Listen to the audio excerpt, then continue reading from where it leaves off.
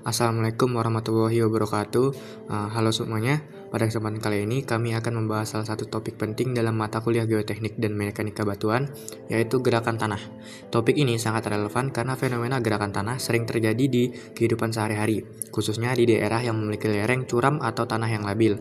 Dalam video ini, saya akan menjelaskan mulai dari definisinya, penyebab utama, hingga jenis-jenis gerakan tanah. Secara sederhana, gerakan tanah dapat didefinisikan sebagai proses perpindahan massa tanah, batuan, atau campuran keduanya dari tempat asal menuju bawah lereng akibat gaya gravitasi. Fenomena ini sering juga disebut sebagai move movement atau landslide.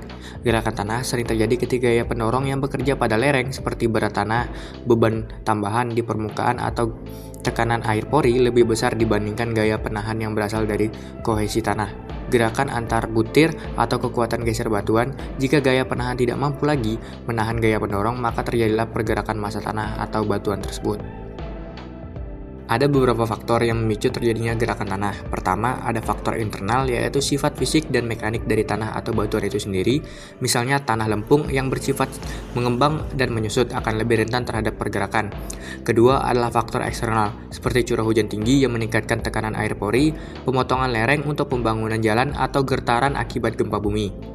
Selain itu, ada juga faktor pemicu langsung. Contohnya, hujan deras yang berlangsung lama bisa tiba-tiba memicu longsor, walaupun sebelumnya lereng terlihat stabil.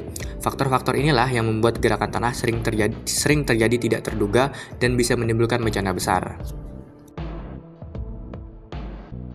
Jenis pertama adalah runtuhan atau fall. Pada jenis ini, material tanah atau batuan jatuh bebas dari tebing atau lereng yang curam akibat gravitasi. Contoh paling umum adalah rockfall atau jatuhan batu di tebing jalan pegunungan.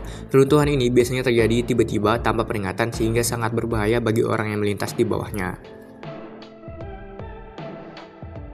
Jenis kedua adalah gulingan. Pergerakan ini terjadi ketika balok batuan atau tanah besar berguling ke depan karena titik beratnya berpindah keluar bidang tumpuan.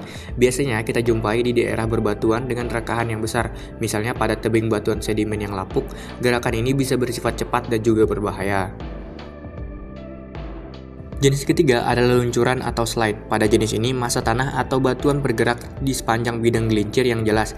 Slide dibagi menjadi dua tipe. Pertama, rational slide atau slam, di mana bidang gelincirnya berbentuk melengkung sehingga permukaan tanah ikut berputar saat bergerak. Kedua adalah translational slide, di mana bidang gelincir relatif datar atau planar, sehingga massa tanah bergerak lurus ke bawah tanpa banyak rotasi.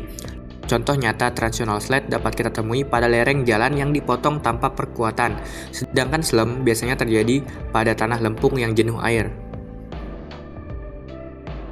Jenis keempat adalah aliran atau flow. Pada jenis ini, material bergerak seperti cairan karena kandungan airnya sangat tinggi.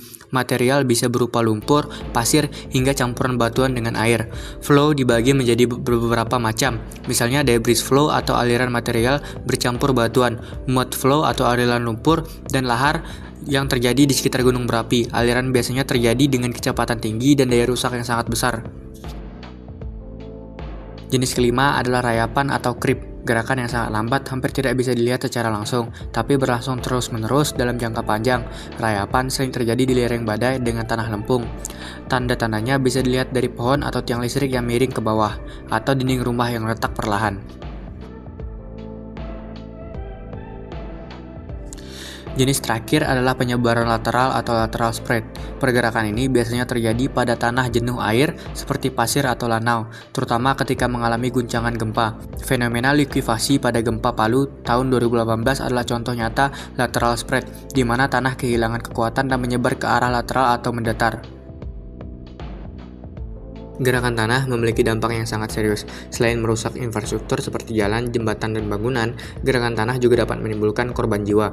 Di Indonesia sendiri, longsor merupakan salah satu bencana yang paling sering terjadi setiap tahun, terutama saat musim hujan. Karena itu, pemahaman mengenai jenis-jenis pergerakan tanah sangat penting untuk mendukung upaya pencegahan bencana. Sebagai kesimpulan, gerakan tanah adalah perpindahan massa atau batuan ke bawah lereng akibat gaya gravitasi. Jenisnya sangat beragam, mulai dari runtuhan, gulingan, geseran, aliran, rayapan, hingga penyebaran lateral. Dengan mempelajari mekanisme-mekanisme masing-masing jenis, kita dapat lebih memahami bagaimana gerakan tanah terjadi, serta bagaimana cara mengantisipasi dampaknya. Demikian penjelasan kami mengenai definisi jenis-jenis gerakan tanah. Semoga bermanfaat dan terima kasih sudah menyimak. Wassalamualaikum warahmatullahi wabarakatuh.